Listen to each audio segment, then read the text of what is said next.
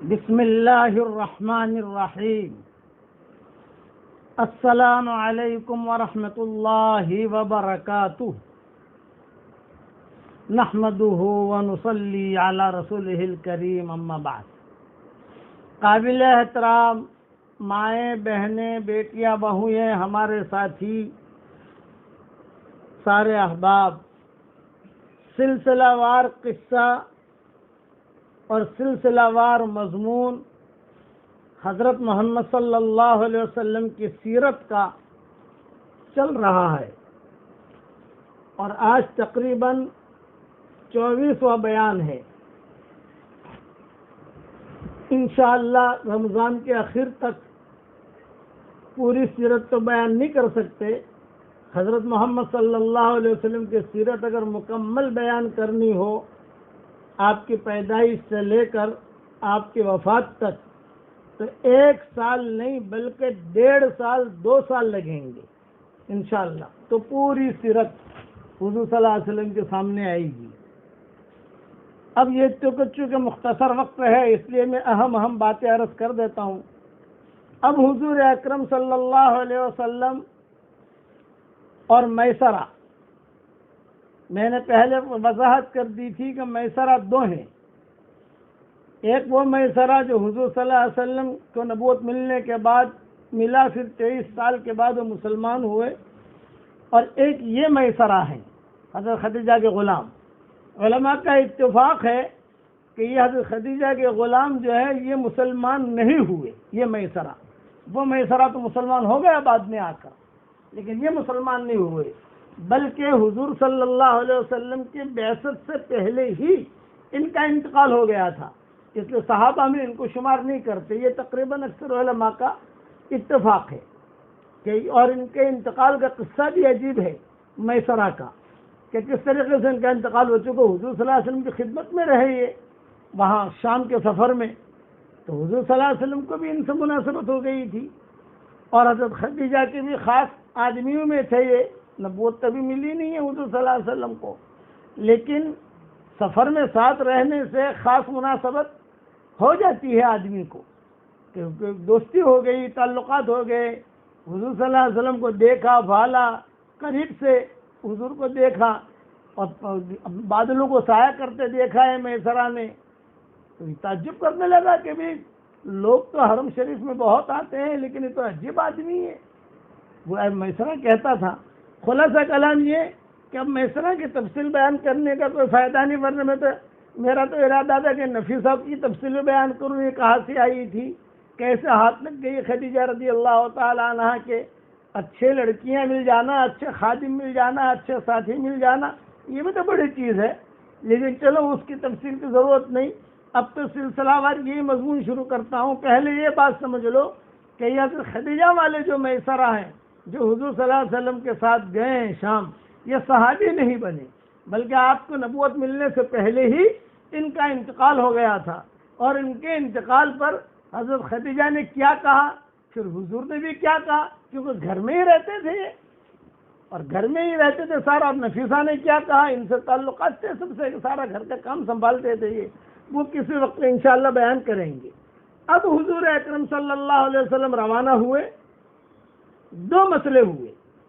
ایک تو ہے کہ حضور صلی اللہ علیہ وسلم روانہ ہو گئے پورے قافلے کے ساتھ بغرض تجارت شام کی طرف، اور یہاں پیچھے حضرت خدیجہ اور یہ نفیسہ، یہ آپس میں، چونکہ سیکرٹریاں تھی، حضرت خدیجہ بار بار تذکرہ کرتی تھی نفیسہ سے کہ میں جو ہیرا ڈھونڈتی تھی وہ مل گیا، یعنی رغبت نکاح کی حضور صلی اللہ علیہ وسلم کے ساتھ یہ حضرت خدیجہ کی طرف سے چلی ہے، حضور کی طرف سے بات نہیں ہے۔ بعض مرتبہ تو یہ ہوتا ہے کہ لڑکا پیغام دیتا ہے، لیکن یہ بات یہاں نہیں ہے۔ یہاں تو اکثر علماء کا اتفاق ہے کہ حضرت خدیجہ رضی اللہ تعالی عنہ یہ پہچان گئی، حالانکہ ابھی شام کا سفر تو اب ہوا، اب جا رہے ہیں حضور صلی اللہ علیہ وسلم، واپس آئیں گے میسرہ کے ساتھ، میسرہ کارگزاری سنائے گا، تب جا کر خدیجہ کو پتہ چلے گا کہ اچھا یہ ایسا آدمی ہے۔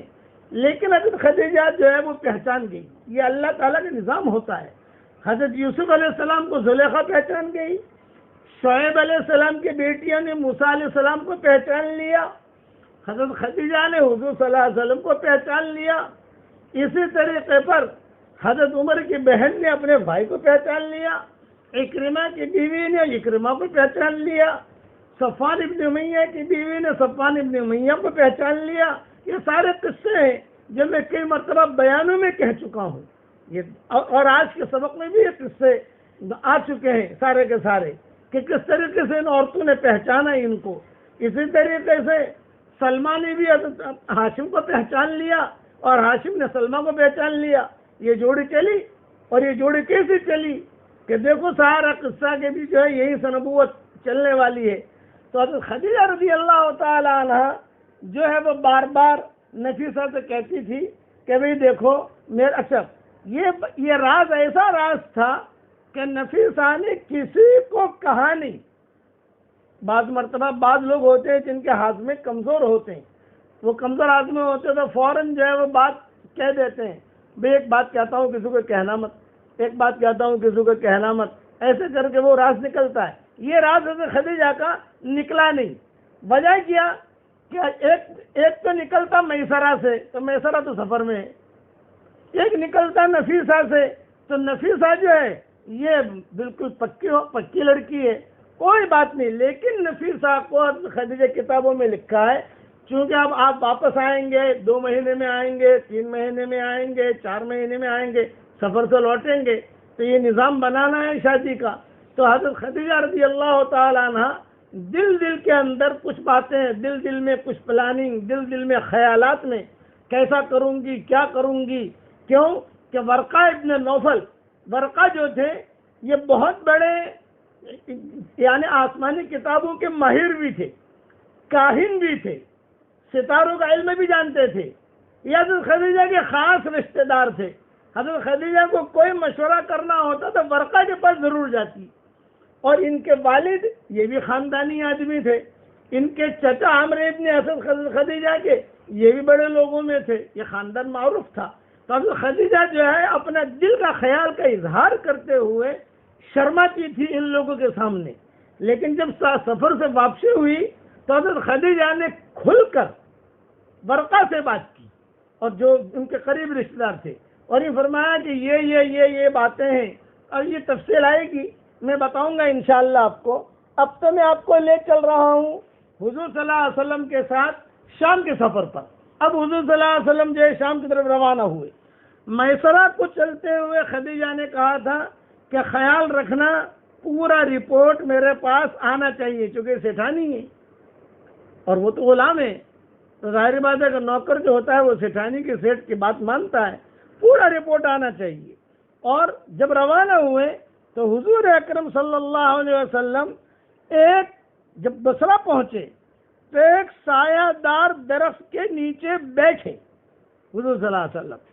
وہاں ایک راہب رہتا تھا جس کا نام نستوارہ تھا، وہ دیکھ کر آپ کی طرف دوڑا آیا، ایک دم بھاگا آپ کو دیکھ کر، اور یہ کہا کہ عیسیٰ ابن مریم کے بعد سے لے کر اب تک یہاں آپ کے سوا اور کوئی نبی نہیں اترا، یہ اس زمانے کا آخری نبی ہونے والا ہے، اس زمانے کا یہ آخری نبی ہونے والا ہے، یہ اس راہب نے کہا۔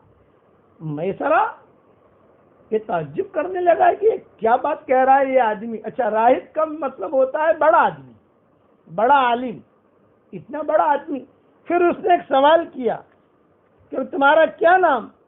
میسرہ نے کہا کہ میسرہ۔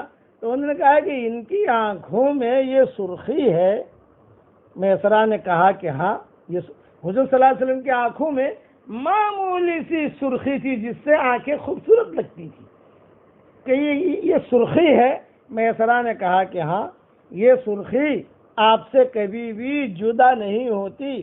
تو راہب زور سے بولا، ہوا وہو نبی وہو آخر الانبیاء، ہوا وہو نبی وہو آخر الانبیاء، ہاں یہی وہ نبی ہے اور یہی آخری نبی ہے، بس یہی ہے۔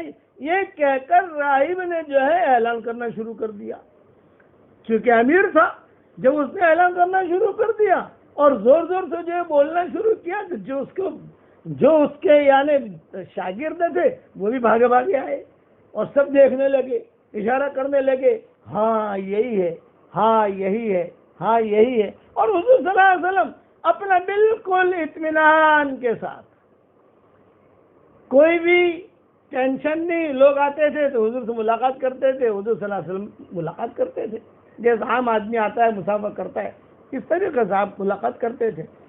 چونکہ حضور صلی اللہ علیہ وسلم اپنے بارے میں، حضور صلی اللہ علیہ وسلم کو بھی کچھ خواب، کچھ ایسی چیزیں آتی تھی جس سے سمجھتے تھے کہ بھئی اللہ میرے ساتھ کچھ معاملہ کرے گا، کچھ معاملہ ہوگا، کیا ہوگا یہ کچھ پتہ نہیں۔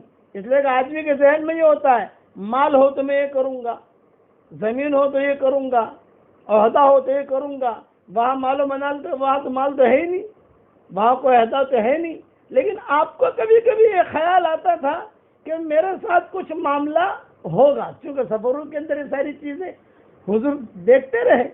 چنانچہ روایتوں میں آتا ہے آپ خرید و فروخت میں مشغول ہو گئے، اسی اثنا میں ایک شخص آپ سے جھگڑنے لگا، جیسے دھندے کے اندر ہوتا ہے نا، یہ تو نے کم دیا، یہ تو نے تھوڑا بہت ہوتا ہے معاملہ کاروبار میں۔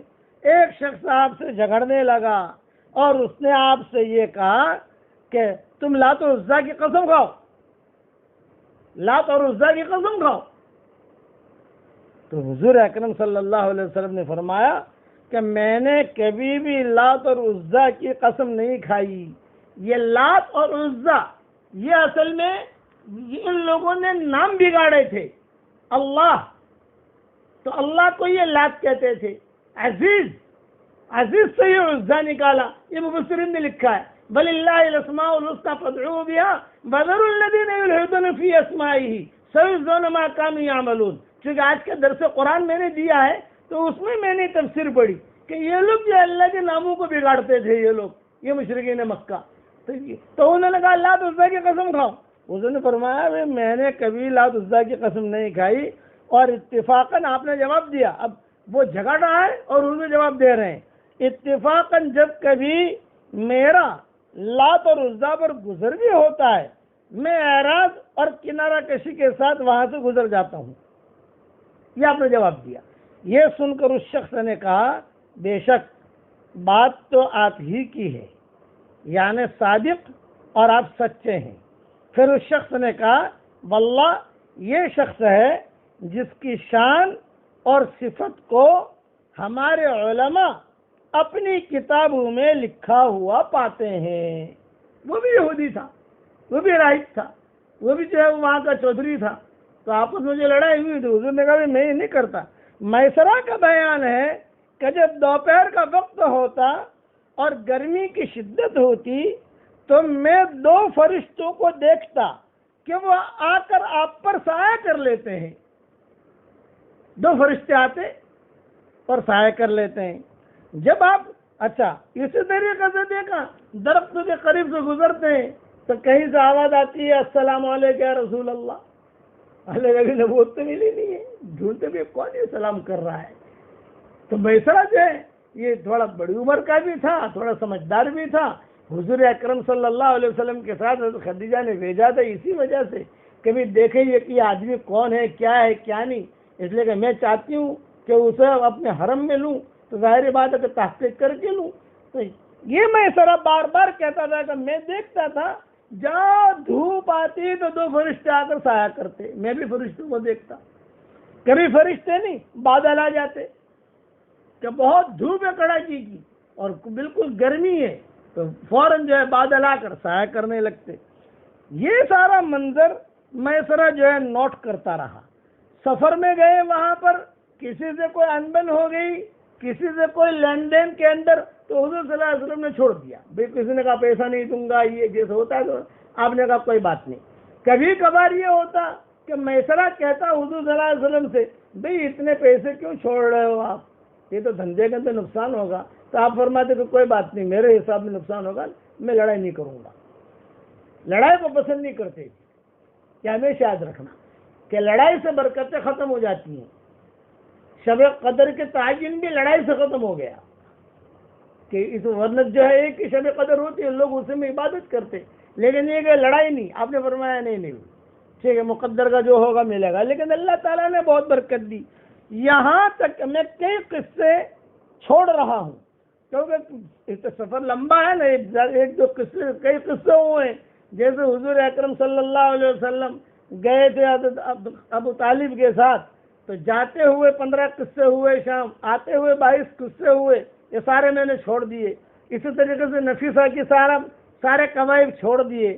میسرہ صرف اتنا بتا دیا کہ وہ مسلمان نہیں ہوئے تھے اور ان کے حضور کے نبوت ملنے سے پہلے ان کا انتقال ہو گیا. جس پر حضرت خدیجہ نے مرثیہ کے اشعار پڑھے اور حضور صلی اللہ علیہ وسلم کو یہ بہت اثر ہوا اس کا، اور کہ سارا گھر کا کام سنبھالتے تھے. اب جو ہے واپس جب آئے تو پتہ چل گیا ابو طالب کو کہ یہ قافلہ واپس آ رہا ہے. میں نے کئی قصے بیچ میں چھوڑ دیے ہیں کیونکہ مجھے مضمون اب پورا کرنا ہے، کچھ راتیں رہ گئی ہیں، اس لیے میں مختصر لے کر چل رہا ہوں. اب جب ابو طالب کو پتہ چلا تو کبھی فلاں قافلہ آ رہا ہے. حضور صلی اللہ علیہ وسلم یعنی محمد گئے تھے کاروبار کے لیے، جہاں خدیجہ کو بھی پتہ چلا قافلہ آ رہا ہے. ابو طالب کو ایک ٹینشن، اور وہ ٹینشن بھی ان کے اعتبار سے برابر تھا. وہ ٹینشن یہ کہ دھندا ہوا کہ نہیں ہوا، یہ ابو طالب کو ٹینشن. اس لیے کہ ابھی گھر میں حالت ٹھیک نہیں ہے اور دھندے کے لیے بھیجا ہے، اور اب خدیجہ نے جو ہے اتنا مال دیا اور بہت عزت کے ساتھ بلایا، تو دھندا کچھ اللہ کرے دھندا ہوا. یہ دعا مانگتے تھے ابو طالب، کبھی دھندا ہوا ہو، کچھ برکت ہو تو گھر بھی ہمارا چلے، اور یہ کبھی مکہ میں نام بھی ہو کہ دھندا کر کے آیا، دھندا ہوا، پروفٹ ہوا کہ اتنی پوٹلی نفع ملی. یہ حضرت خدیجہ کو یہ ٹینشن نہیں تھا. حضرت خدیجہ کو دوسرا ٹینشن تھا. وہ ٹینشن یہ کہ میسرہ آ کر کیا کارگزاری سناتا ہے. یہ دونوں ٹینشن اپنی اپنی جگہ برابر ہے. حضرت خدیجہ کہتی تھی نقصان ہوگا زیادہ کیا ہوگا کوئی بات نہیں، لیکن آدمی تو ہیرا ہے، تو میسرہ کی کیا کارگزاری سناتا ہے. اور وہاں ابو طالب کو یہ کہ بھی پتہ نہیں دھندا کتنا ہوگا، کتنا نفع ملے گا، کیا ہوگا کیا نہیں. حضرت خدیجہ نے باتوں میں نفیسہ سے کہا کہ نفیسہ اب یہ آنے والے ہیں، محمد آنے والے ہیں اور میسرہ بھی آنے والا ہے، ساری کارگزاری تو ہم لیں گے، لیکن یہ کہ کاروبار کے سلسلے میں کوئی زیادہ پوچھنا نہیں ہے، بلکہ میں نے نیت کر رکھی ہے کہ دوسروں کے ساتھ جو معاملہ کرتی ہوں سب سے زیادہ نفع میں محمد کو دوں گی، یعنی جو بھی ہوگا سب سے زیادہ میں ان کو دوں. اضعاف مضاعفہ کا جملہ روایتوں میں آتا ہے کہ انی اعطی ہی اضعاف مضاعفہ، یعنی میں بہت ان کو پیسہ دوں گی. اب حضور اکرم صلی اللہ علیہ وسلم تشریف لائے. جب تشریف لائے تو حضرت خدیجہ نے جب بالا خانے سے آپ کو اس شان سے آتے دیکھا کہ حضور صلی اللہ علیہ وسلم تشریف لا رہے ہیں اور فرشتے سایہ کیے ہوئے ہیں اور میسرہ بھی ہے، دوسرے لوگ بھی ہیں، جس طرف بھی حضور صلی اللہ علیہ وسلم جاتے تو اس طرف جو سایہ اس طرف چل پڑتا. تو حضرت خدیجہ بالا خانے سے آپ کو اس شان سے آتے ہوئے جو دیکھا تو پاس کی جو تمام عورتیں تھیں، سہیلیہ کہو، رشتہ دار کہو، کو دور فاصلے تو تھے نہیں کہ 8 گھنٹہ ڈرائیو ہے کہ 15 گھنٹہ ڈرائیو ہے کہ 2 گھنٹہ ڈرائیو ہے اور پتہ نہیں اتنا دور پہنچنا ہے، قریب مکانات تھے. حضرت خدیجہ نے تمام عورتوں کو بلایا اور عورتوں کو بلا کر کہا کہ دیکھو وہ آ رہے ہیں محمد، دیکھو کیا شان کے ساتھ آ رہے ہیں، دیکھو آپ.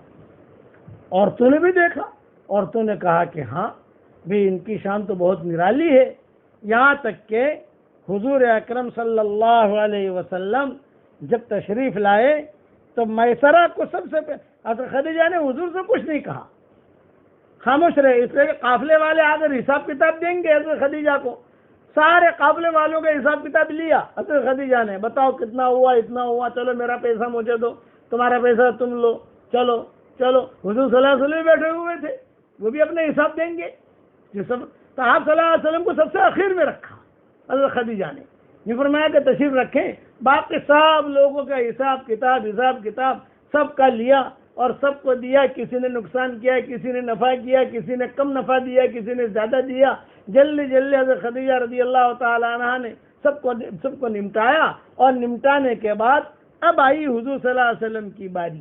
تو آپ صلی اللہ علیہ وسلم سے کوئی بات نہیں کی، پہلے میسرہ کو بلایا اپنے غرفہ خاص میں، حضور انتظار بیٹھے ہیں، میسرہ کو بلایا، اور میسرہ کو بلا کر حضرت خدیجہ نے پوچھا کہ ابھی یہ آدمی لڑکا کیسا تھا تم نے؟ تو میسرہ نے کہا کہ آپا جان میں کیا بتاؤں، برکت ہی برکت ہے، خیر ہی خیر ہے، میں نے تو یہ دیکھا فرشتوں کو سایہ کرتے دیکھا، فلاں راہب نے یہ بات کہی، فلاں راہب نے یہ بات کہی، فلاں جگہ جھگڑا ہوا، آپ نے جھگڑا نہیں کیا، پیسہ چھوڑ دیا، وغیرہ وغیرہ۔ حضرت خدیجہ دھیان سے سنتی رہی، پھر نفیسہ کو بلایا، نفیسہ کو بلا کر کہا سن یہ کیا کہہ رہا ہے دیکھ، تو ساری کارگزاری میسرہ نے پھر سنائی، یہ ہوا، حضور باہر بیٹھے ہیں حساب کتاب دینے کے لیے۔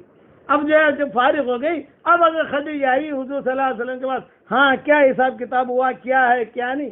آپ نے بہت بھولے پنے میں حساب دیا، بہت بھولے پنے میں، بھئی یہ ہے اب اس میں جو آپ کا ہو آپ لے لو، میرا ہو مجھے دے دو، یہ تاریخ روایت بیان کرتا ہوں میں، جو آپ کا ہے آپ لے لو۔ اب تو حساب کتاب کر کے حضرت خدیجہ نے کہا کہ دیکھو آپ کا نفع یہ ہے، یعنی اب حساب دو قسم کے ہیں، ایک تو راس المال ہے موڑی، اور ایک نفع ہے، تو نفع میں پارٹنر ہیں، موڑی تو واپس کرنی ہے۔ تو حضرت خدیجہ نے کہا کہ دیکھو یہ نفع ہے، یہ نفع آپ کا آپ لے لو، یہ نفع مجھے دے دو۔ آپ نے فرمایا ٹھیک ہے، کوئی لڑائی بڑائی نہیں۔ حضور خوش ہو گئے پوٹلی اپنے لے کر کہ چلو مجھے یہ نفع مل گیا، اب میں جا کر بتاؤں گا اپنے چچا کو۔ اب جو ہے جب حضور اٹھنے لگے تو خدیجہ نے کہا اجلس آپ بیٹھیے، یہ میرا نفع بھی لے جاؤ، اپنا نفع بھی دے دیا۔ مثال کے طریقے پر 1,00,000 نفع ہوا ہے، 50,000 حضور کا ہے، 50,000 خدیجہ کا ہے، تو 50,000 تو حضور کو دے دیا۔ جب روانہ ہونے لگے تو خدیجہ نے کہا میرا 50,000 بھی لے لو، تو آپ کو بہت خوشی ہوئی، ارے اللہ تعالیٰ نے اور برکت دے دی۔ جب حضور روانہ ہونے لگے تو خدیجہ نے کہا یہ موڑی بھی لے جاؤ، راس المال یہ بھی لے جاؤ، تو آپ کو تو یعنی اور زیادہ خوشی ہوئی۔ جب روانہ ہونے لگے تو اب دو روایتیں ملتی ہیں، ایک روایت بعض علماء نے یہ لکھا ہے کہ دروازے تک پہنچے تو حضرت خدیجہ نے کہا یا محمد، حضور صلی اللہ علیہ وسلم واپس آئے، اور واپس اب کمرے میں صرف حضور ہیں اور خدیجہ ہے، اور نفیسہ بیٹھی ہوئی تھی۔ خدیجہ نے کہہ دیا کہ تم قریب والے کمرے میں چلی جاؤ، میں کچھ بات کرنا چاہتی ہوں۔ چنانچہ حضور صلی اللہ علیہ وسلم سے خدیجہ نے بات کی اور خود اپنا پیغام رکھا، بھئی تم جوان ہو، نکاح کا تمہارا ارادہ ہے۔ آپ نے فرمایا ہاں نکاح کا ارادہ تو ہے، لیکن یہ کہ ہمارے پاس گھر نہیں، یعنی اور بیوی کو لاویں تو بیوی کو کھلانا پلانا یہ چیز۔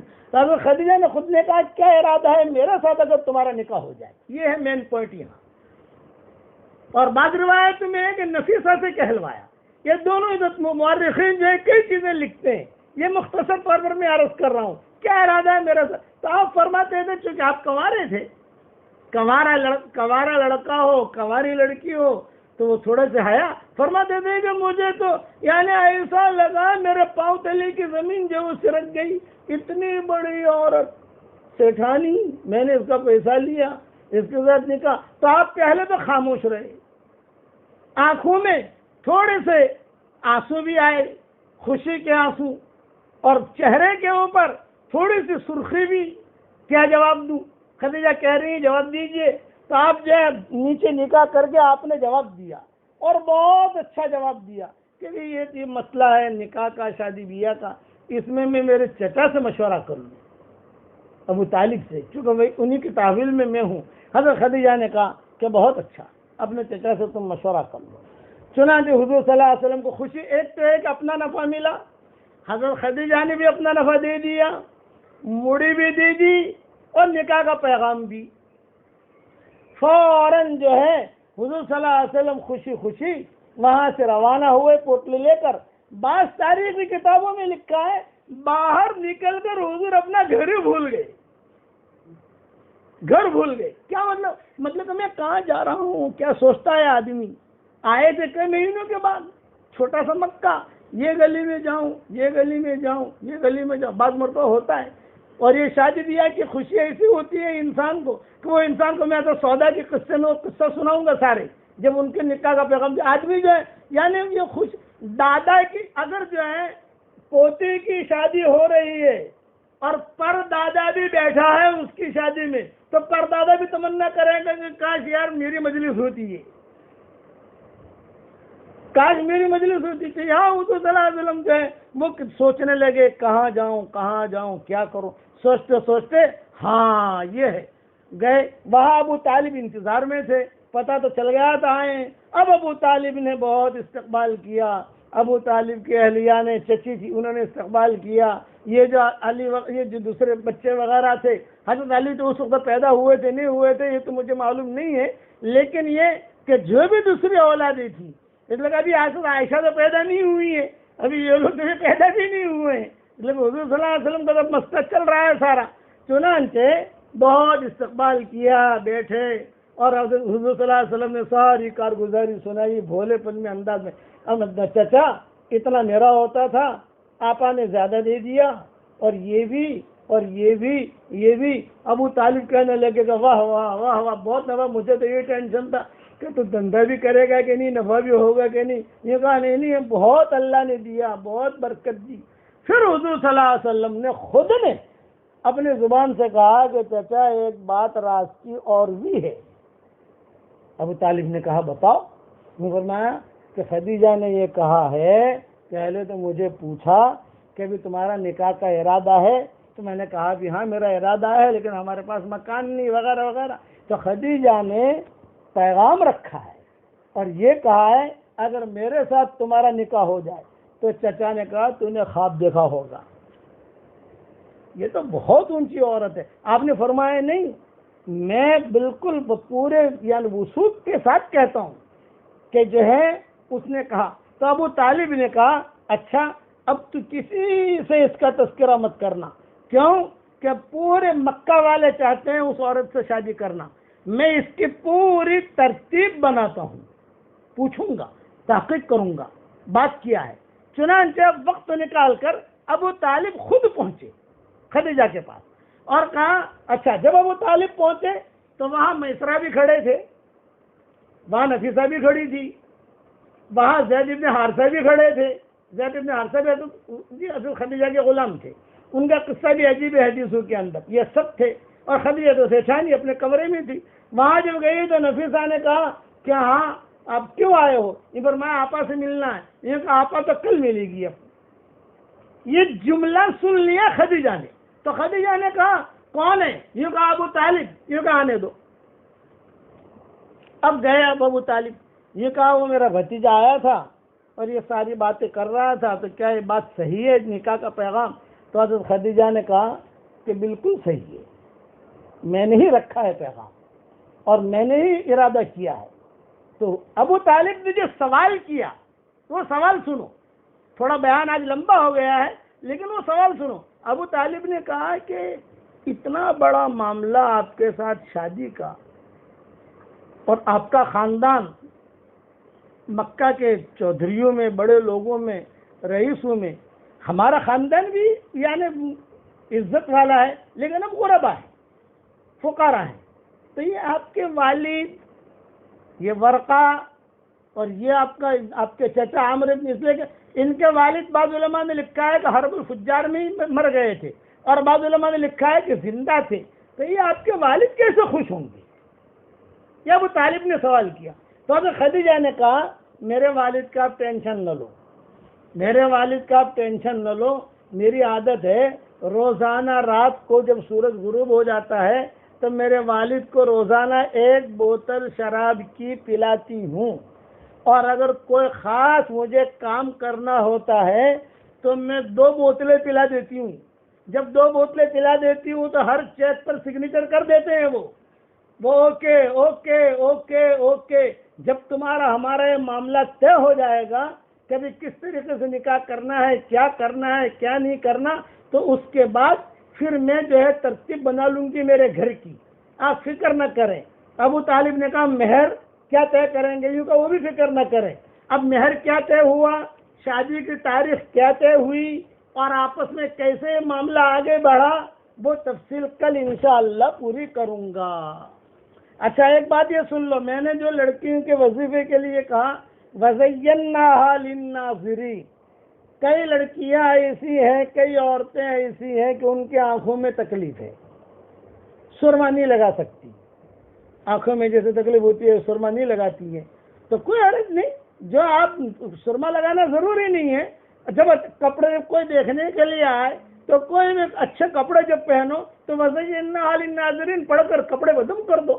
بعض مرتبہ الرجی ہوتی ہے، بعض لڑکیاں سرما نہیں لگا سکتی ہیں، تو کوئی حرج کی بات نہیں، کپڑے پر بھی دم کر سکتے ہو۔ بعض پوچھتے ہیں کہ لڑکوں کے لیے کہ ہے نہیں، ہاں لڑکوں کے لیے بھی بھائی بھی یہی ہے، کوئی بات نہیں، لیکن لڑکوں کے رشتوں کا زیادہ ٹینشن نہیں رہتا، لڑکیوں کے رشتوں کا زیادہ ٹینشن رہتا ہے، سمجھ گئے نا؟ کوئی حرج کی بات نہیں، اللہ تعالیٰ سب کو اچھے بستر دے اور اللہ تعالیٰ سب کو اچھے رشتے دے عافیت کے ساتھ۔ اب مفتی صاحب کے فتوے سن لو، کل انشاءاللہ اسی مضمون کو آگے بڑھائیں گے انشاءاللہ۔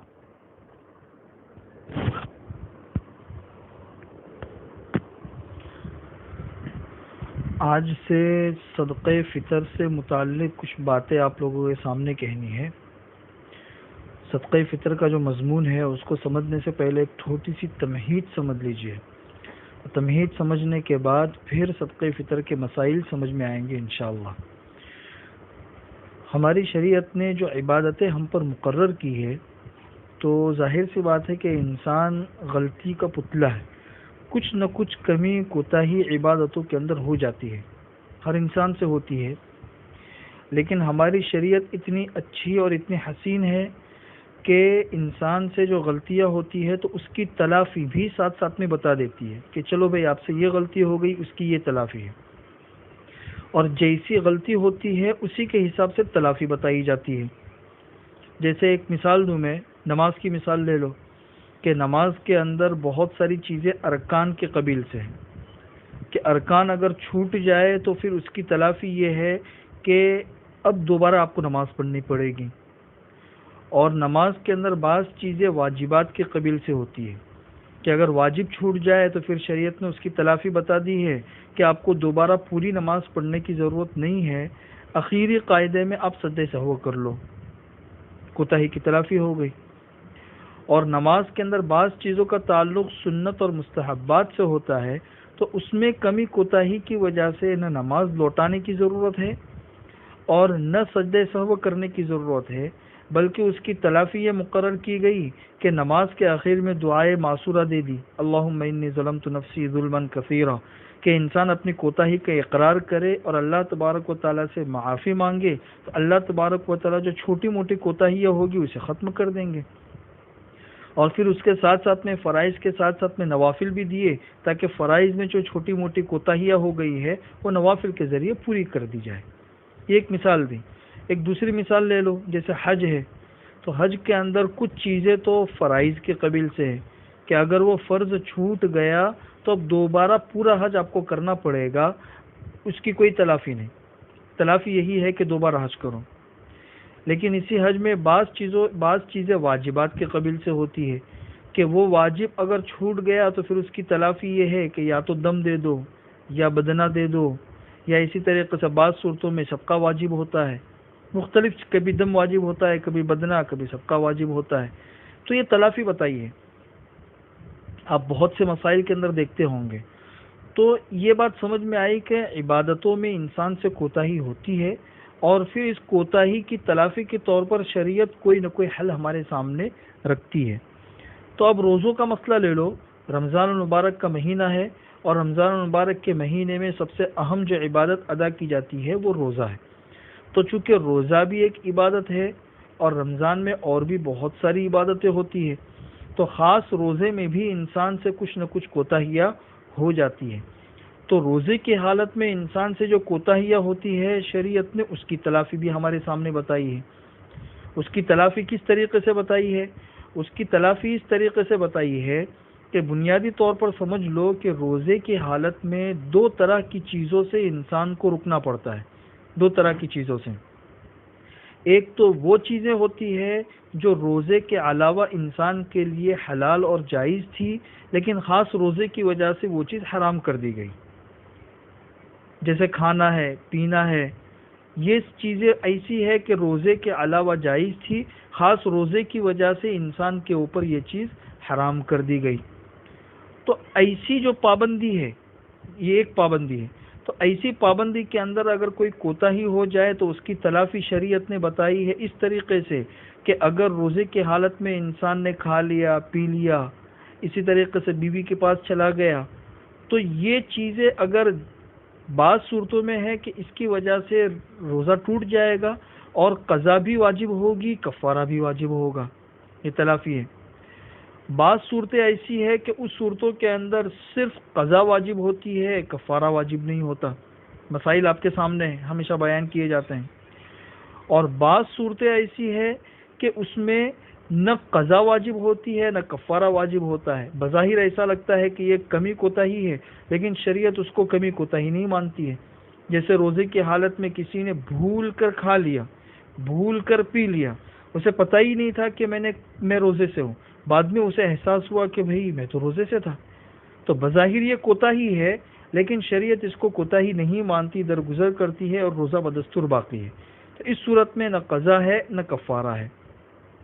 تو یہ تو تلافی بتائی ہے ان صورتوں میں کہ جن چیزوں سے روزے کے علاوہ وہ چیزیں استعمال کرنا جائز تھا اور خاص روزے کی وجہ سے یہ چیز حرام ہو گئی تھی، اس میں اگر کمی کوتاہی ہو گئی تو یہ تلافی ہے ہمارے سامنے کہ بعض صورتوں میں قضا اور کفارہ، بعض صورتوں میں صرف قضا، اور بعض صورتوں کے اندر نہ قضا اور نہ کفارہ۔ لیکن روزے کے اندر ایک دوسری چیز بھی ہے جس سے رکنا ضروری ہوتا ہے انسان کو۔ وہ دوسری چیز کیا ہے؟ جو روزے کے علاوہ بھی حرام اور ناجائز تھی، لیکن روزے کی وجہ سے اس کی حرمت اور بڑھ گئی، روزے کی وجہ سے یہ اور زیادہ حرام ہو گئی۔ جیسا مثلا غیبت کرنا، یہ ایسا گناہ ہے کہ روزے کے علاوہ بھی حرام تھا، تو ظاہر سی بات روزے میں بھی حرام ہی رہے گا۔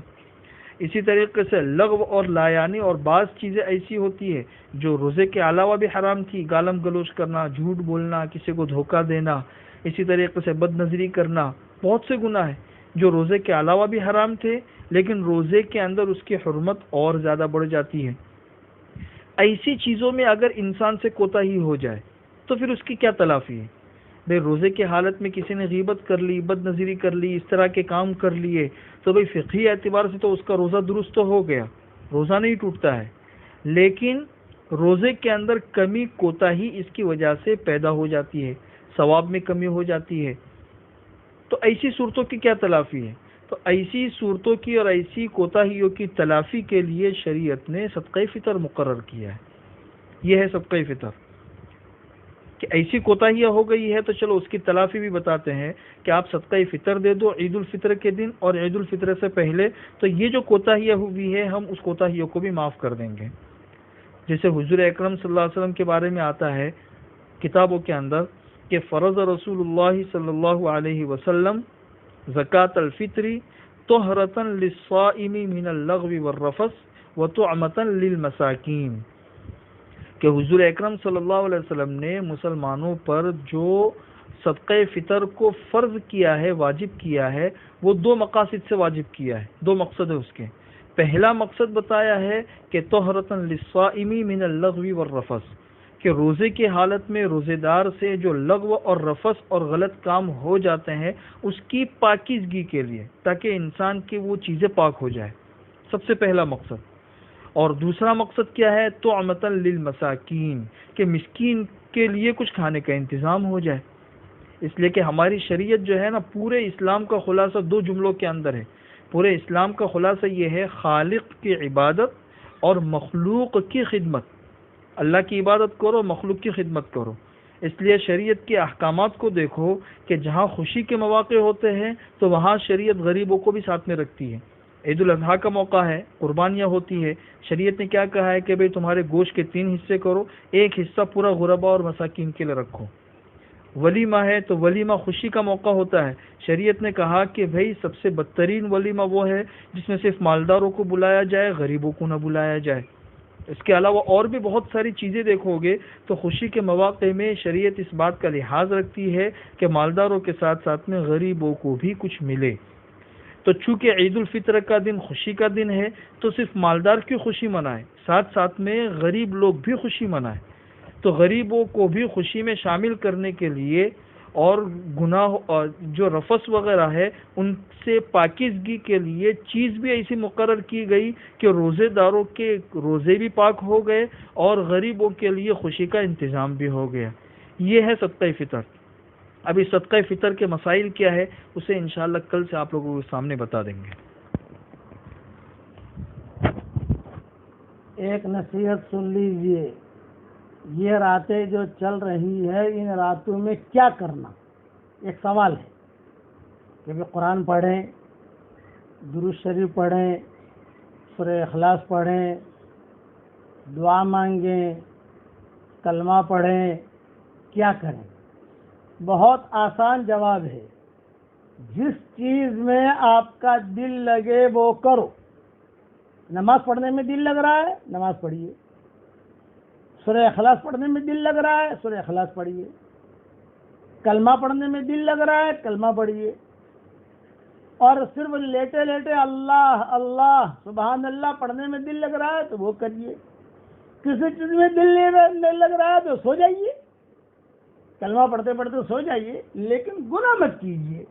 بس یہ ہے کہ ان راتوں کا گناہ بڑا بھاری ہوتا ہے کہ جھوٹ بھی بول رہے ہیں، غیبت بھی کر رہے ہیں، شب قدر بھی چل رہی ہے. یہ نہیں، یہ راتیں بہت قیمتی ہیں. اس لیے کچھ نہ کچھ، اگر میرے والد صاحب رحمۃ اللہ علیہ فرماتے تھے بیٹا طبیعت نہ لگے تو سو جاؤ.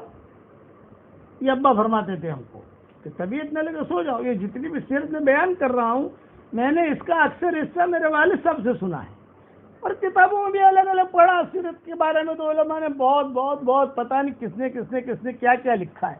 یہ تو میں مختصر کر کے سمجھا رہا ہوں آپ لوگوں کو. تو یہ جو راتیں چل رہی ہیں اس کو جو ہے آپ غفلت میں آدمی نے گزارے، کچھ پتہ نہیں آئندہ سال کی راتیں ملتی کہ نہیں ملتی. جو آپ کا جی لگے وہ کرو. علامہ ابن تیمیہ سے ان کے شاگردوں نے پوچھا تھا حضرت ہم کیا کریں؟ تو ابن تیمیہ نے کہا جو تمہارے جو جی لگے جس چیز میں وہ کرو. لیٹے لیٹے بھی سبحان اللہ پڑھتے ہو پڑھو، یہ رات کی جو ہے برکتیں مل جائیں گی. اس لیے ان راتوں کی قدر کریں. اللہ تعالیٰ مجھے بھی عمل کرنے کی توفیق عطا فرمائے اور آپ کو بھی عمل کرنے کی توفیق عطا فرمائے. پورا مجمع یہ نیت کرے کہ اب مرتے دم تک انشاءاللہ اللہ تعالیٰ کے سارے احکامات کو پورا کریں گے. یہ عزائم کرو کہ اللہ تعالیٰ کے سارے احکامات کو پورا کریں گے. اور یہ جو میرا سبق چلتا ہے مختصر درس قرآن بھی آتا ہے، پھر جو ہے یہ روزانہ کے سبق بھی چلتے ہیں. تقریباً 7 سال سے سبق چل رہے ہیں مختصر. اسے روزانہ سنو تو اللہ رسول کی بات بھی کان میں پڑے گی، پتہ چلے گا کہ اللہ رسول کیا کہتا ہے. اللہ تعالیٰ مجھے بھی عمل کرنے کی توفیق عطا فرمائے، آپ کو بھی عمل کرنے کی توفیق عطا فرمائے. اللہم صلی علی محمد وعلی آل محمد کما صلیت علی ابراہیم وعلی آل ابراہیم انک حمید مجید. اللہم صلی علی سیدنا محمد بن عبد اللہ القائم بحق اللہ ما باق امر الا فرجہ اللہ. اللہم لک الحمد انت قیوم السماوات والارض ومن فیہن، لک الحمد انت نور السماوات والارض ومن فیہن، لک الحمد انک حق ووعدک حق ولقاؤک حق والنبیون حق ومحمد صلی اللہ علیہ وسلم حق والساعۃ حق والساعۃ آتیۃ لا ریب فیہا. اللہم لک الحمد انت حق من ذکر واجود من سئل واوسع من اعطى. اللہم لک الحمد ملء السماوات والارض وما بینہما. اللہم لک الحمد حمدا دائما مع دوامک ولک الحمد حمدا خالدا مع خلودک ولک الحمد حمدا لا منتہى له دون مشیتک عدد الشفع والوتر عدد الشفع والوتر كما يحب ربنا ويرضى. اللهم يا مجيب السائلين يا خير المسؤولين يا مجيب دعوة المضطرين نسألك يا ربنا التوبة الكاملة والمغفرة الشاملة والأرزاق الواسعة والمحبة الجامعة والشفاعة القائمة والدعوة المستجابة والخلة الصافية وفك وثاقنا من المعصية يا مجيب السائلين يا قابل التائبين. نسألك التوبة ودوامها ونعوذ بك من المعصية وأسبابها. نسألك يا ربنا أن تجعل آخر كلامنا من الدنيا لا إله إلا الله موقنين بها، والطف بنا يا ربنا لطف الحبيب في الشدائد ونزولها. ونسألك يا ربنا ما لا عين رأت ولا أذن سمعت ولا خطر على قلب بشر، يا من يجير ولا يجار عليه. أجرنا من النار، أجرنا ومن خزي النار ومن كل عمل يقربنا إلى النار، وأدخلنا الجنة مع الأبرار برحمتك يا عزيز يا غفار. اللهم ارفع عنا من البلاء، اللهم ارفع عنا من البلاء، اللهم ارفع عنا كورونا. اللهم إنا نعوذ بك من كورونا، اللهم ادفع عنا كورونا. اللهم ارفع عنا من البلاء. اللهم إنا نعوذ بك من الطعن والطاعون. اللهم إنا نعوذ بك من الطعن والطاعون. اللهم إنك عفو كريم تحب العفو فاعف عنا. اللهم إنك عفو كريم تحب العفو فاعف عنا. اللهم أعتق رقابنا من النار. اللهم أعتق رقابنا ورقاب آبائنا ورقاب أمهاتنا ورقاب إخواننا ورقاب أخواتنا ورقاب أزواجنا ورقاب أولادنا ورقاب بناتنا وأبنائنا ورقاب جميع المسلمين والمسلمات من النار يا عزيز يا غفار.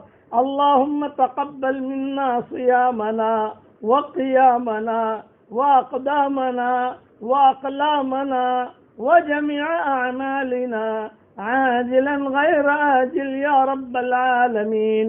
اللهم لك الحمد على سابغ نعمك عدد الشفع والوتر كما يحب ربنا ويرضى. اللهم لك الحمد حمدا كما ينبغي لجلال وجهك وعظيم سلطانك.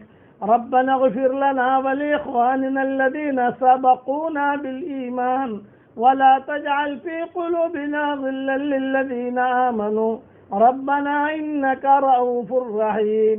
اللهم اغفر لنا وللمؤمنين والمؤمنات والمسلمين والمسلمات يا حنان يا منان أدخلنا الجنة من باب الريان. حسبنا الله لديننا، حسبنا الله لدنيانا، حسبنا الله لما أهمنا، حسبنا الله لمن بغى علينا، حسبنا الله لمن حسدنا، حسبنا الله لمن كادنا بسوء، حسبنا الله عند الموت، حسبنا الله عند المسألة في القبر، حسبنا الله عند الميزان، حسبنا الله عند الصراط، حسبنا الله لا إله إلا هو عليه توكلت وإليه أنيب. يا ذا الجلال والإكرام، يا ذا الجلال والإکرام، یا ذا الجلال والإکرام. اے اللہ ہمارے گناہوں کو معاف فرما، اے اللہ ہماری خطاؤں سے درگزر فرما. اے اللہ یہ مبارک مہمان آیا اور مبارک مہمان اب رخصت ہو رہا ہے. اے اللہ اس کا آنا بھی کیا اور اس کا جانا بھی کیا. اے اللہ ہم اس مہمان کی قدر نہ کر سکے، ہم نہ مسجدوں میں جا سکے، نہ حرمین جا سکے، نہ جو ہے کسی جگہ بیان کرنے جا سکے، لیکن جو بھی ہے وہ تو نے مقدر میں لکھا تھا وہ ہوا. اے اللہ جتنی گھڑیاں رہ گئی ہیں اس مبارک مہمان کی قدر کرنے کی توفیق عطا فرما. ہم تو تجھ سے اتنا کہیں گے حشر کے میدان میں یہ 1441 کا رمضان اور یہ 2020 کا رمضان، اے اللہ اسے اٹھا لیا جائے گا اور اسے عرش کے نیچے رکھ دیا جائے گا، سن لکھ کر، تاریخ لکھ کر، حشر کے میدان میں اسے اٹھایا جائے گا اور یہ مہمان سے تو پوچھے گا، بتا میں نے تجھے جس طرف بھیجا تھا ان لوگوں نے تیری قدر کی تھی کہ نہیں کی تھی؟ اے اللہ ہمیں امید ہے کہ کارگزاری یہ رمضان جب سنائے گا تو یہ بھی روئے گا اور یہ بھی کہے گا کہ اللہ انہوں نے بہت قدر کی تھی، جبکہ مسجدوں میں یہ نہیں جا سکے، جبکہ باہر نقل و حرکت نہیں کر سکے، حرمین میں نہیں جا سکے۔ اے اللہ جو بھی ہوا ہے تو اسے اپنے دربار میں قبول فرما لے۔ اے اللہ ہمیں خالی ہاتھ واپس نہ لوٹا۔ اے مولا کریم تیرے دربار میں کوئی آئے خالی ہاتھ واپس چلا جائے، یہ تو تیری شان کے خلاف ہے، یہ تیرے علوی مرتبے کے خلاف ہے۔ اے اللہ کسی کو نماز پڑھنے والے کو نماز کا سہارا، روزہ رکھنے والے کو روزے کا سہارا، قرآن پڑھنے والے کو قرآن کا سہارا۔ اے اللہ ہم تو بے سہارا ہیں اور تو بے سہاروں کا سہارا ہے۔ اے اللہ تو ہمارا سہارا بن جا اور عافیت کے ساتھ جو بھی محنتیں ہوئیں بیان کی شکل میں، دعا کی شکل میں، قرآن پڑھنے پڑھانے کی شکل میں، اسباق دینے کی شکل میں، تنہائی میں جو دعائیں مانگی گئی، خلوت میں اور جلوت میں جو دعائیں مانگی گئی، اے اللہ حرمین میں جو دعائیں مانگی گئی اور ساری دنیا میں مسلمانوں نے اپنے اپنے اعتبار سے دعائیں مانگی، اے اللہ ان ساری دعاؤں کو اپنے دربار میں تو قبول فرما۔ اچانک کا خیر ہمیں نصیب فرما، اچانک کے شر سے ہماری حفاظت فرما، ہمارا کھویا ہوا دین ہمیں واپس دے دے، ہمارا کھویا ہوا قرآن واپس دے دے، ہماری کھوئی ہوئی عزتیں واپس دے دے، کھویا ہوا دعوت کا کام واپس دے دے۔ اے اللہ آج یہ امت پریشان ہے، اے اللہ یہ امت بہت پریشان ہے اور یہ انسانیت پریشان ہے۔ اے اللہ اس انسانیت کی پریشانیوں کو دور فرما دے اور امت کی اجتماعی اور انفرادی پریشانیوں کو دور فرما دے۔ اے اللہ ہواؤں کے ساتھ جو خیریں آتی ہیں وہ خیریں ہمارے لیے مقدر فرما، اور ہواؤں کے ساتھ جو برائیاں آتی ہیں ان برائیوں سے عافیت سے تو ہماری پوری پوری حفاظت فرما۔ اے اللہ موسیٰ علیہ السلام کی دعا کو آپ نے قبول کیا، یونس علیہ السلام کی دعا کو آپ نے قبول کیا، اور ایوب علیہ السلام کی دعا کو آپ نے قبول کیا، زکریا علیہ السلام کی دعا کو آپ نے قبول کیا، عیسیٰ علیہ السلام کی دعا کو آپ نے قبول کیا، اور حضرت محمد صلی اللہ علیہ وسلم کی دعا کو آپ نے قبول کیا۔ یہ مہینہ برکتوں والا مہینہ ہے، یہ من النیران کا عشرہ چل رہا ہے۔ اے اللہ کچھ راتیں رہ گئی ہیں، اے اللہ ان راتوں کی برکت سے ہماری دعاؤں کو بھی قبول فرما لے۔ اے اللہ بہت امید ہے، ہم کبھی بھی نا امید نہیں ہوئے ہیں۔ بھٹکے ہوئے آہو کو پھر سوئے حرم لے چل، اس بھٹکی ہوئی امت کو پھر مسجد والا بنا دے، پھر اعمال والا بنا دے، پھر اخلاق والا بنا دے۔ اے اللہ جتنے فرشتے آمین کہہ رہے ہیں ان کے آمین کے کہنے کو تو قبول فرما۔ اے اللہ ہمارے ماں باپ کو تو قبول فرما۔ اے اللہ جو دنیا سے چلے گئے ان کے قبروں کو نور سے منور فرما، اور جو زندہ ہیں ان کی عمر میں برکت کا معاملہ فرما، اور اے اللہ ان کو صحت، قوت، ہمت، عافیت عطا فرما۔ اے اللہ جتنے لڑکے اور لڑکیاں شادی کے لائق ہوں، غیر شادی شدہ ہوں، بہترین جوڑوں کا ان کے لیے انتظام فرما۔ جو بھی اولاد ہوں نیک صالح اولاد انہیں نصیب فرما، جن کے اولاد تو ہے مگر نافرمان ہیں ان کے نافرمان اولاد کو فرما بردار بنا دے۔ اے اللہ یہ آسمان نے کبھی ایسے دن نہیں دیکھے ہیں، تیرے چاند نے کبھی ایسا رمضان نہیں دیکھا ہے، تیرے سورج نے تیرے یہ ایسا رمضان نہیں دیکھا ہے، ستاروں نے ایسا رمضان نہیں دیکھا، ہواؤں نے ایسا رمضان نہیں دیکھا۔ اے اللہ سورج کی گرمی نے ایسا رمضان نہیں دیکھا جو اس رمضان میں ہم گزرے ہیں، مگر اے اللہ ہم مایوس نہیں ہیں، تیرا کرم مشہور ہے، تیرا کرم مشہور ہے، ہم تو خاندانی فقیر ہیں، اے اللہ تیرا کرم مشہور ہے۔ اے اللہ ہماری دعاؤں کو قبول فرما کر جب ہم دعاؤں سے فارغ ہو جائیں تو آسمانوں پر اعلان ہو رہا ہو، کھڑے ہو جاؤ تمہارے گناہوں کو نیکیوں سے بدل دیا گیا۔ اے اللہ آج کی رات حرمین شریفین کی طاق راتوں میں سے ہے اور ہمارے یہاں طاق رات نہیں ہے، ساری راتیں تیری ہیں، سارے دن تیرے ہیں، سارے فرشتے تیرے ہیں، ہم بھی تیرے ہیں۔ اے اللہ تیری تعریفیں بہت ہیں، چاند کا چاند بھی تیری تعریف بیان کرتا ہے، دن کا اجالا بھی تیری تعریف بیان کرتا ہے، رات کا اندھیرا بھی تیری تعریف بیان کرتا ہے۔ اے اللہ تیری تعریف بیان کرنے والے بہت ہیں۔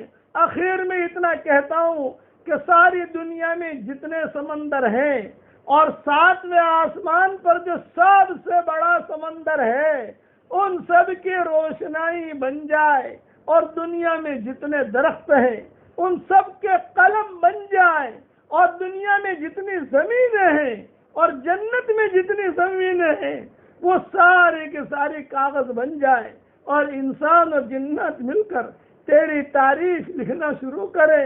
اے اللہ روشنائی ختم ہو جائے گی، قلم ٹوٹ جائیں گے، کاغذ بھی ختم ہو جائیں گے، ما نفدت کلمات اللہ، تیری تعریف پوری نہیں ہوگی۔ تو اتنا بڑا ہے، اے اللہ تو اتنا بڑا ہے۔ اے اللہ ہم غریبوں پر رحم کا کرم کا معاملہ فرما، معافی کا قلم پھیر دے اور ہماری گردنوں کو جہنم سے آزاد فرما دے۔ اے اللہ جس نے بھی ہم سے دعاؤں کے لیے کہا ہو، دعاؤں کے لیے خطوط میں لکھا ہو، جن کا ہم پر کسی قسم کا حق اور احسان ہو، یا جو ہمیں اپنی دعاؤں میں یاد کرتے رہتے ہوں، یا مائیں بہنیں اپنی دعاؤں میں یاد کرتی رہتی ہوں، یا جو دعاؤں کے لیے کہنا چاہتے تھے مگر کہہ نہیں سکے ہوں، عافیت کے ساتھ ان سب کی اور ہم سب کی جائز مرادوں کو پوری فرما کر اس میں خیر کی شکلیں اور صورتیں پیدا فرما۔ اے اللہ جس کی جو ضرورت ہو، جسے مکان کی ضرورت ہو مکان عطا فرما، جسے دکان کی ضرورت ہو دکان عطا فرما، جسے بیوی کی ضرورت ہو بیوی عطا فرما، جسے شوہر کی ضرورت ہو شوہر عطا فرما، جسے کوئی دھندے کی ضرورت ہو دھندا عطا فرما، کسی کو اولاد کی ضرورت ہو اولاد عطا فرما، کسی کو لڑکوں کی ضرورت ہو لڑکے عطا فرما، کسی کو بیٹیوں کی ضرورت ہو بیٹیاں عطا فرما۔ اے اللہ جسے جو چاہیے تو اس رمضان میں دے دے اور اس کی جائز مرادوں کو پوری فرما۔ سب سے بڑی چیز یہ ہے ہمیں اپنا قرب نصیب فرما۔ اے اللہ تو ہمیں اپنا رازدار بنا دے، تو ہمیں اپنا رازدار بنا دے، تو ہمیں اپنا رازدار بنا دے، ہمیں وہ کام کرنے کی توفیق عطا فرما جس سے تو خوش ہو جاتا ہو، اس کام سے بچنے کی توفیق عطا فرما جس سے تو ناراض ہوتا ہو۔ اے اللہ جو مانگا وہ عطا فرما، مانگنے سے رہ گیا وہ عطا فرما۔ اس مبارک مہمان کی قدر کرنے کی توفیق عطا فرما۔ جو دن گزر گئے، جو راتیں گزر گئیں، اے اللہ اس میں جو ہوا قبول فرما، جو گناہ ہوئے معاف فرما۔ اب ان راتوں کی تو ہمیں قدر کرنے کی توفیق عطا فرما۔ بہت اچھا مہمان آپ نے ہماری طرف بھیجا تھا اور بہت خوشی خوشی آیا تھا۔ اب یہ مہمان سلام کر کے روانہ ہو جائے گا اور یہ مہمان دیکھتا ہوا جائے گا کہ انہوں نے میرے ساتھ کیا کیا ہے۔ حشر کے میدان میں یہ کہیں نہ کہہ دیا جائے کہ سوائے بھوک اور پیاس کے تمہیں کچھ بھی نہیں ملا ہے۔ اے اللہ ایسے برے دنوں سے تو ہماری حفاظت فرما، رات کی برائی سے، دن کی برائی سے، کرونا وائرس کی برائی سے، کینسر کی برائی سے، جھگڑوں کی برائی سے، نا اتفاقی کی برائی سے، اندھیروں کی برائی سے۔ اے اللہ پوری انسانیت کی حفاظت فرما۔ تیرے نبی دعا مانگتے تھے، اللہم انی اعوذ بک من یوم السوء ولیلۃ السوء وساعۃ السوء وصاحب السوء وجار السوء۔ یہ تیرے نبی کی دعاؤں کے جملے ہیں۔ دن کی برائی، رات کی برائی، اندھیرے کی برائی، جھگڑے کی برائی، بیماری کی برائی، بری گھڑی کی برائی، برے پڑوسی کی برائی، اے اللہ اس سے تیرے نبی پناہ مانگتے تھے، اس سے تو ہماری بھی حفاظت فرما۔ اے اللہ حضرت محمد صلی اللہ علیہ وسلم روزانہ 25 نور والی دعا مانگتے تھے۔ اے اللہ وہ 25 نور والی دعا تو ہم سب کے لیے قبول فرما لے، وہ 25 نور والی دعا تو ہم سب کے لیے قبول فرما لے۔ اللہم اجعل امامنا نورا ومن خلفنا نورا وعن يميننا نورا وعن شمالنا نورا ومن فوقنا نورا ومن تحتنا نورا واجعل في قبورنا نورا واجعل في قلوبنا نورا واجعل في أبصارنا نورا واجعل في أسماعنا نورا واجعل أمامنا نورا واجعل لنا نورا واجعل في مخنا نورا واجعل في دمنا نورا واجعل في لحمنا نورا واجعل في شعرنا نورا. اے اللہ یہ دعا حضور اکرم صلی اللہ علیہ وسلم الگ الگ جملے میں مانگا کرتے تھے. بس میں اتنا کہتا ہوں 25 نور والی دعا جو حضور صلی اللہ علیہ وسلم مانگتے تھے وہ ساری کی ساری نور والی دعا تو ہم سب کے لیے قبول فرما. ہمارے آگے نور کر دے, ہمارے پیچھے نور کر دے, ہمارے دائیں نور کر دے, ہمارے بائیں نور کر دے, ہم کو نورانی بنا دے, مکمل نورانی بنا دے. ہمیں ایسا بنا جہاں ہم دیکھیں وہاں خیر ہی خیر پھیل جائے. تو اس کے غیب سے صورت و شکلیں پیدا فرما. اے اللہ ہمیں مانگنا نہیں آتا مگر آپ کو دینا تو آتا ہے. اپنے کرم سے تو ہمیں عطا فرما اور اپنے فضل و کرم سے ہماری دعاؤں کو قبول فرما. سبحان ربک رب العزت عما یصفون وسلام علی المرسلین والحمد للہ رب العالمین.